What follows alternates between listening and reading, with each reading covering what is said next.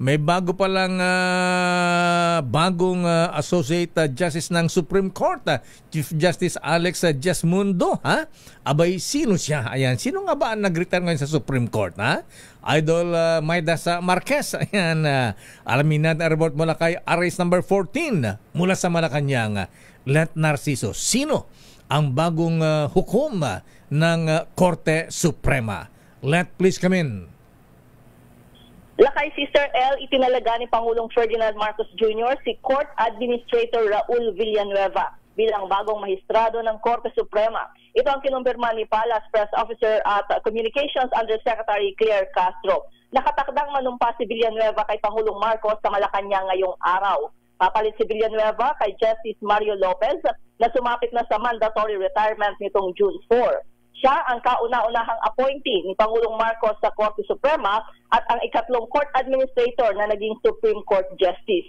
Si Villanueva ay tubong Ilocos Sur at humawak ng iba't ibang posisyon sa mababang korte matapos maging presiding judge ng Las Piñas City RTC, acting presiding judge ng Taguig RTC at Manila RTC at naging executive judge rin lakay ng Las Piñas City RTC. Magsisilbi siyang ika-195 associate justice ng kataas-taasang hukuman. Lakay? Ayan, sino nga pinatan niya? Justice, hindi naman si Justice Joe Lopez, bata pa si... Mario Lopez. Ayan, oo. Okay, so ano nga background ni Justice Raul Villanueva? Saan siya nagtapos ng law? Ano ang fraternity niya? Malaman natin mamaya, Lakay, dahil mukhang ipakikilala ni Pangulong Marcos ngayong umaga itong bagong Associate Justice ng Supreme Court.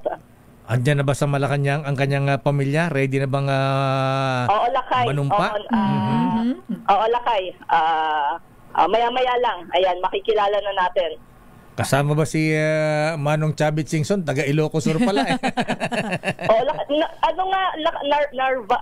Narvacan, Ilocos Sur. Oo. Aba. Lakay, yun yung nabasa ko. Naging barangay kapitan si Manong Chavit dyan eh. Oo. Barangay kapitan ba o konsihal? Parang kapitan yata na banggit niyo na guest siya, Lakay. Ayan. Saan graduate si Justice Villanueva? Anong law school? Lakay, Wala pa. Economics degree sa University of the Philippines at nagtapos din ng law sa parehong universidad. UP graduate. Ano kayang fraternity ito? Parang frat ba rin na Secretary Boying? Ayan. Dating Pangulong Perdi. Opsilon mga Opsilon yan. Saan yan? Opsilon Sigma Phi. Ayan. Abangan natin yan kung ano ang iba pang background itong si incoming Associate Justice Villanueva. Anong first name? Raul, Lakay.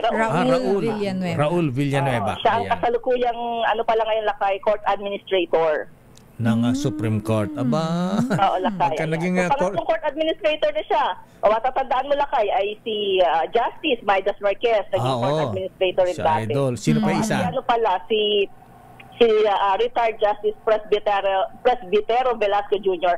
ay naging court administrator din ng Office of the Court Administrator dati, bagong naging Justice, Lakay. Ayan. So at least maganda, hindi na nangapaalam niya ang trabaho ng Supreme Court. Ayan. Marami sa... So ano pa schedule? Galing sa loob. Ano pang, ayan, insider, ika nga. Ano pang schedule ng Pangulong Marcos ngayong Martes, Miss Let? May mga bisita siya, Lakay, ngayon, mga bagong ambassador na magpupresenta ng kanilang credentials. At mamayang hapon ay dadalo, Lakay, si Pangulong Marcos sa oath-taking ceremony ng mga opisyal ng Federation of Filipino-Chinese Chamber of Commerce and Industry Incorporated sa Binondo, Maynila, Lakay. Ayan. Di ba ipapatawag yung opisyal ng Bureau of Customs? Bureau of Customs tuloy. Bureau of Immigration? Immigration, Lakay. Ayan. Wala pang tugon ang Malacanang, Lakay. Mamaya mayroong briefing sa palasyo. So tingnan natin kung nakarating nga ba kay Pangulong Marcos yung letter at kung anong reaksyon ng Presidente. Alam mo, matindi ang away-away sa Bureau Bureau of Immigration, ha? Mamaya sa ating special na balita, Nako. Sister L, ha? At malaman natin kung sino nga ba ang tumanggap ng 100 million pesos para palayain ang mga Pogo Lords. Grabe. Ito yung nasasangkot balakay na nababalita na. Pero kanya-kanyang ano dyan, ha? Kanya-kanyang black propaganda. Unahan ng sumbong. Ha? Kanya-kanya no? Baka mamaya madamay ka pa Pero babalikan natin yan na may mga ipinakita sa ating mga dokumento, may mga pirmado pa. Nako. Okay, Miss Let, maraming salamat. Good morning. Good morning, Lakay. Balik sa inyo ni Sister L. Daming